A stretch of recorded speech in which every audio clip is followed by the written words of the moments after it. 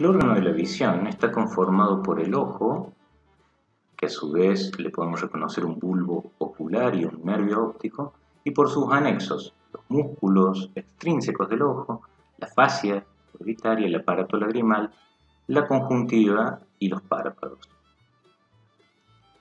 El bulbo ocular es un órgano aproximadamente esférico, aplanado anteriormente en los herbívoros, equino, bovino,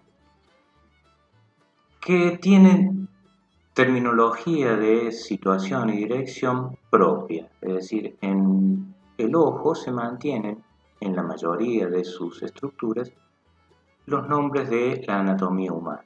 Entonces podemos reconocer una posición anterior y una posterior hacia el cerebro, en la cual desde un extremo al otro podemos marcar el eje del ojo, el eje mayor, el bulbo ocular, perdón, y un eje menor desde la parte posterior de la córnea hasta la parte anterior de la retina. El eje menor está contenido dentro del eje mayor y es más corto dependiendo el grosor de las paredes del globo. Bulbo ocular es sinónimo de bulbo del ojo, de globo ocular, etc. A este globo ocular le reconocemos entonces un polo anterior y un polo posterior, un eje óptico que no necesariamente coincide con el eje mayor del ojo, sino que es la línea que marca el pasaje de la luz a través de los medios transparentes del ojo, un ecuador situado más o menos a media distancia entre el polo anterior y el polo posterior, meridianos que unen los polos siguiendo la curvatura del ojo, es decir, externamente, de un polo a otro, una parte medial o nasal y una parte lateral o temporal. Por otro lado, hay una situación superior o posición superior y una posición inferior. El globo ocular se encuentra ubicado en la órbita y esas órbitas van a tener una posición distinta dependiendo de la especie. Están situados más o menos en un plano frontal en las especies carnívoras, mientras que en las especies herbívoras los ojos tienden a lateralizar. Esta posición de los ojos determina que el campo visual binocular sea mayor en los carnívoros, mientras que el campo visual total se reduce. En cambio, en los herbívoros la visión binocular es menor, pero el campo visual es mucho más amplio.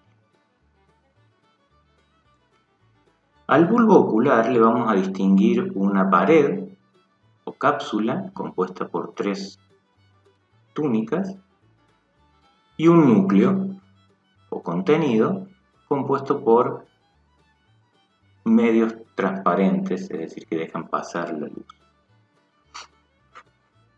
Las túnicas son la más externa fibrosa, la túnica media que es vascular y una túnica interna de tipo nervioso. Esta túnica interna está representada por la retina. En la túnica fibrosa reconocemos 2 partes. Una parte opaca, posterior, que se denomina esclerótica o esclera, y una parte transparente anterior, cuya convexidad es mayor que el resto de la túnica fibrosa, que se denomina córnea. En el caso de la esclerótica o esclera, nos encontramos con una túnica fibrosa poco vascularizada que mantiene el contenido del ojo dándole ese aspecto esférico. Si bien la túnica es blanda, se va a mantener tensa por el contenido. En la esclerótica vamos a reconocer un surco en el lugar de unión entre la esclerótica y la córnea. Ese surco se llama surco escleral. En ese surco se ubica un plexo venoso escleral e internamente ese surco coincide con una elevación de la esclerótica que se denomina anillo escleral. En la porción posterior, la esclerótica, este blanco del ojo, tiene un área perforada que se denomina área cribosa y que es la que permite el paso de las fibras nerviosas que van a formar el nervio óptico. La córnea es una porción convexa, transparente, anterior, que se une a través del limbo de la córnea a la esclerótica. A ese nivel entre la córnea y la esclerótica se repliega o termina la conjuntiva del ojo, es decir, la conjuntiva vulvar. La córnea tiene dos caras, una anterior convexa y una posterior cóncava. Esas dos caras están separadas entre sí por una sustancia propia de la córnea. Esa sustancia propia tiene contenido líquido que es constantemente drenado hacia las cámaras, lo que permite que mantenga su transparencia. En total, histológicamente, a la córnea le reconocemos 5 capas. Un epitelio anterior, expuesto al exterior, que es bañado por lágrimas, una membrana limitante externa, una sustancia propia, una membrana limitante interna y un epitelio posterior, que es bañado por el humor acuoso que se contiene dentro del ojo. Desde ese humor acuoso, o hacia ese humor acuoso, mejor dicho, el líquido de la sustancia propia es drenado para mantener la transparencia de la córnea. Post-mortem ese mecanismo deja de funcionar y por lo tanto una de las características o uno de los signos después de la muerte es la opacidad de la córnea.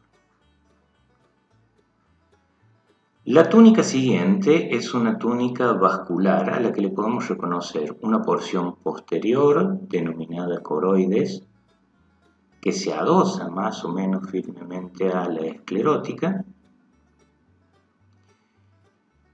A nivel del anillo escleral se forman los cuerpos ciliares que rodean todo el cristalino y se unen a ese cristalino por medio de unas fibras zonulares.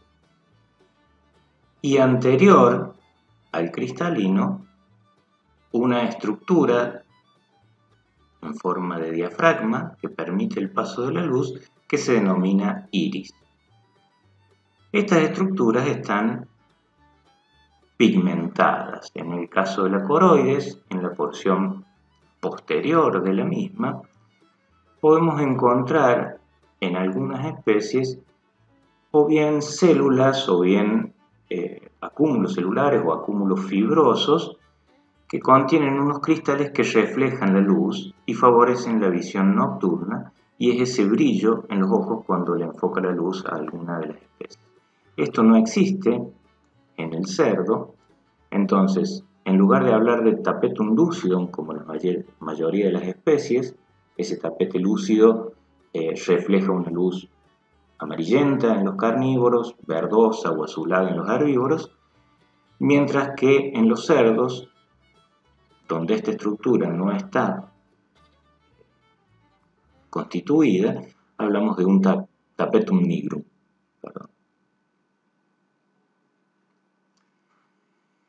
El cuerpo ciliar, que se encuentra como una elevación anular entre la coroides posterior y el iris anterior, tiene una serie de formaciones, procesos, pliegues y unos músculos.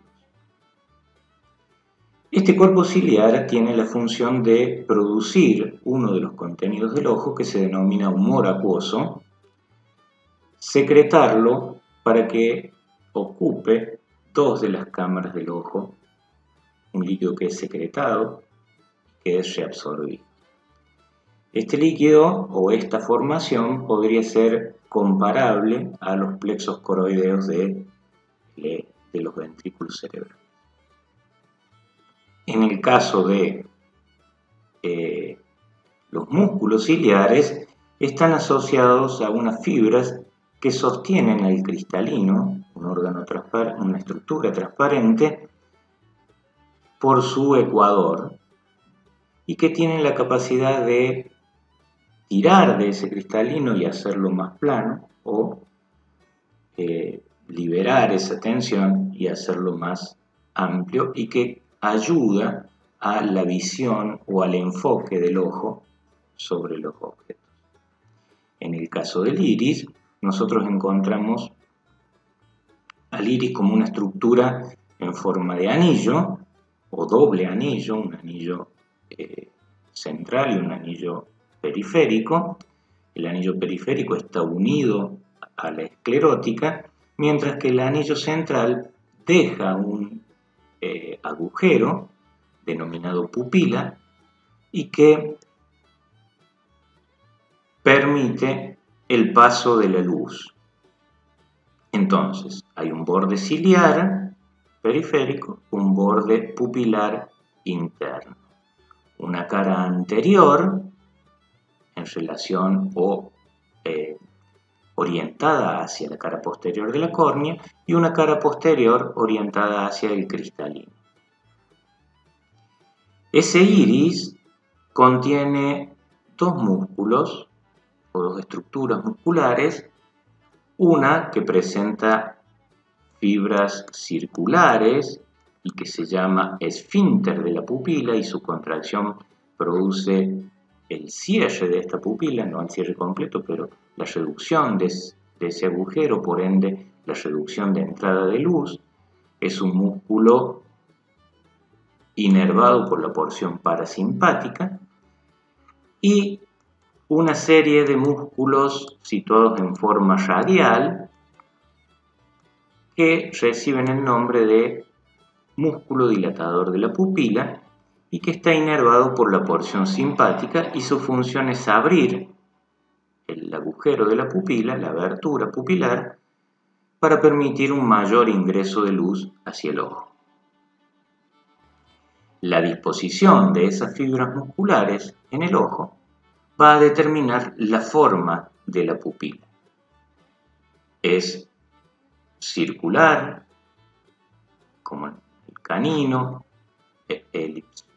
ovalada, como en el gato, no así en el resto de los felinos, y ovalada transversalmente en equinos y rumiantes.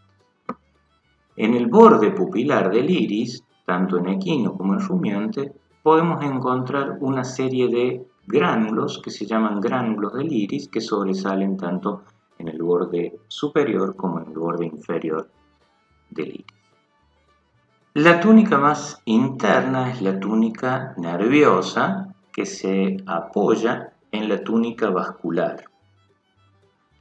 Esa túnica, denominada retina, tiene dos porciones: una porción posterior, donde impacta la luz y que se denomina porción óptica, y una porción anterior, donde la luz no impacta y que está pigmentada y que se denomina porción ciega de la retina.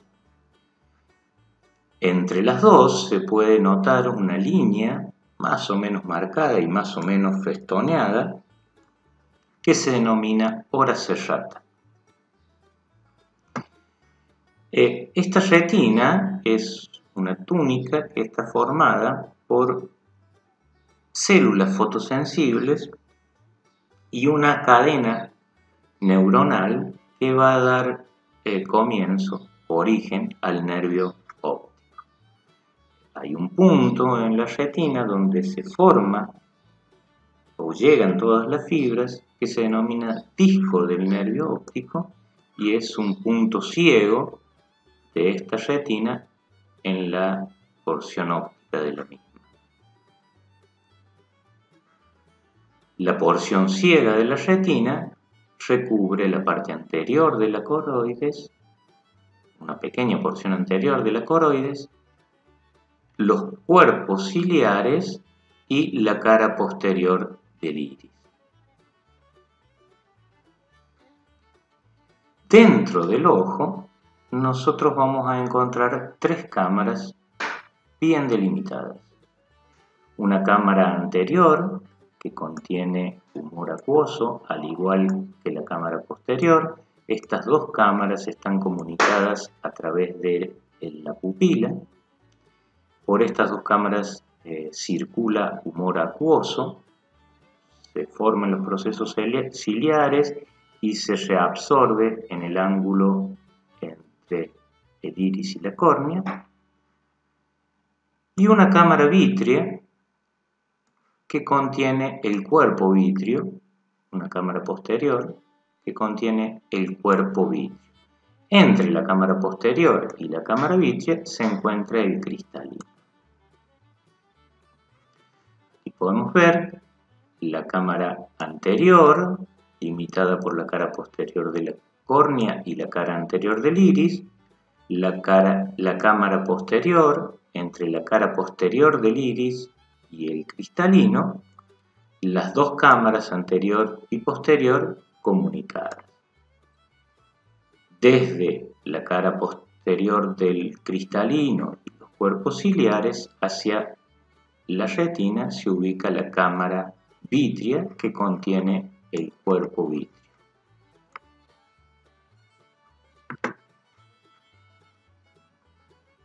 Las cámaras anterior y posterior, como decíamos, están comunicadas y contienen humor acuoso en circulación.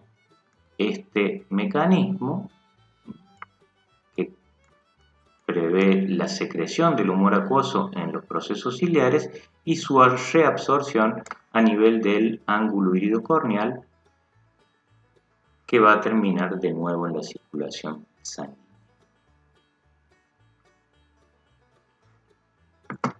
La cámara vítrea contiene al cuerpo vítreo, que es una estructura formada por un estroma recubierto por una membrana y que contiene en su interior un líquido o una especie de gel denominado humor vítreo.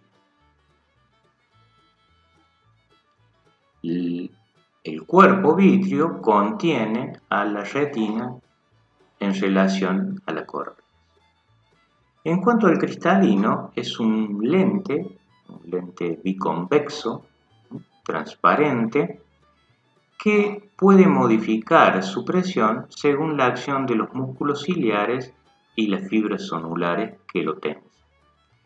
A este lente le reconocemos un ecuador, que es el lugar donde están insertas las fibras sonulares y que lo unen a los músculos ciliares, una cara anterior y una cara posterior.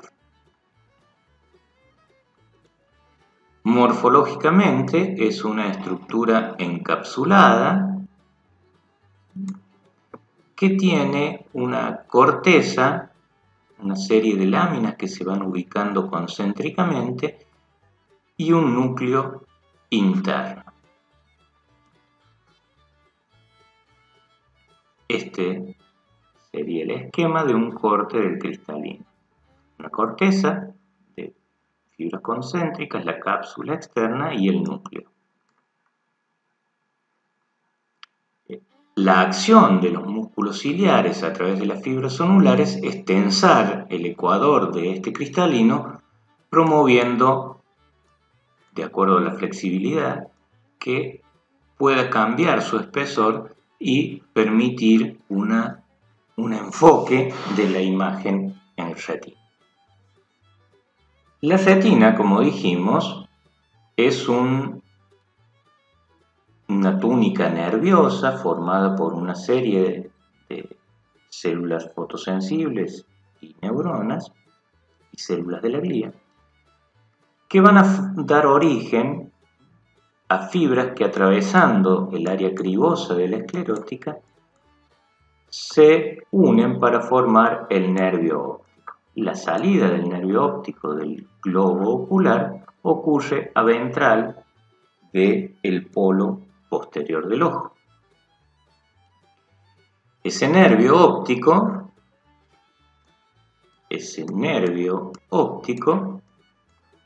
ingresa a la cavidad craneana como nervio óptico.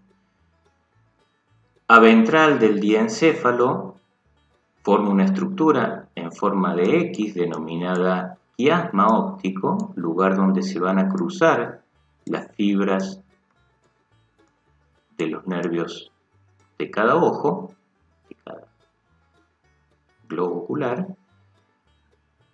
y van a formar posterior a ese quiasma óptico los tractos ópticos que van a ir al cuerpo geniculado lateral y al lóbulo occipital en la vía de la visión, y que van a tener diferentes conexiones tanto hacia el colículo rostral como hacia el tálamo para el origen de reflejos o de información de tipo visual. Este es el ojo